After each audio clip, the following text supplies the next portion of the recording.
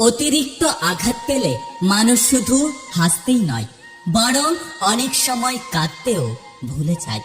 সম্পর্ক চলাকালীন নয়, বরং সম্পর্ক ভাঙার পরে বুঝবে কে কাকে কতটা ভালোবেসেছিল।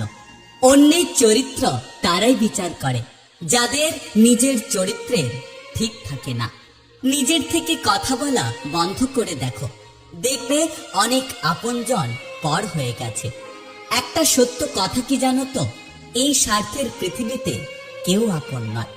কপালে অবহেলা লেখা থাকলে হাজার চেষ্টা করলেও কখনো কারো আপন হওয়া যায় না। মানুষ যখন প্রেমে পড়ে তখন সে হাজার বছর বাঁচতে চায়, আর যখন সে ব্যর্থ হয় তখন সে প্রতি মুহূর্তে মরতে চায়।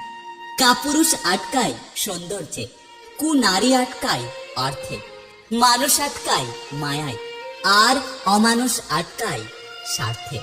কেউ তোমাকে খারাপ ভাবলে তুমি কিছু মনে করো না, কারণ একজন মানুষ কখনো সবার প্রিয় হতে পারে না।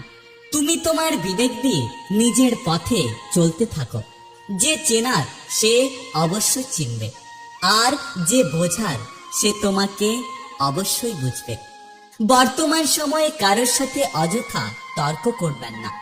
সবাই সব ব্যাপারে অনেক জ্ঞানী। মতের অমিল হলেই প্রসঙ্গ ছেড়ে ব্যক্তিগত আক্রমণ করতে শুরু করে দেবে।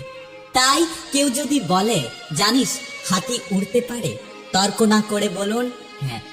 ভালোবাসা আসলে কি? যদি রূপ দেখে কাউকে ভালোবাসো সেটা ভালোবাসা নয়, সেটা বেছে নেওয়া।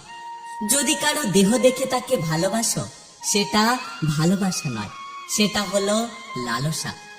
যদি কারো টাকা দেখে তাকে ভালোবাসো সেটা ভালোবাসা নয়, সেটা হলো লোভ। তাহলে ভালোবাসা কাকে বলে?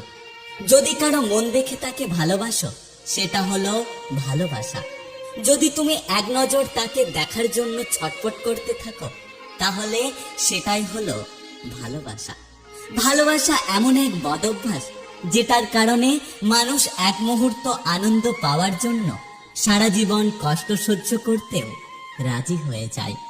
একজন মায়ের তার ছেলেকে পুরুষ বানাতে 20 বছর লাগে, আর একজন তরুণী নারীর তাকে 20 মিনিট লাগে বোকা বানাতে।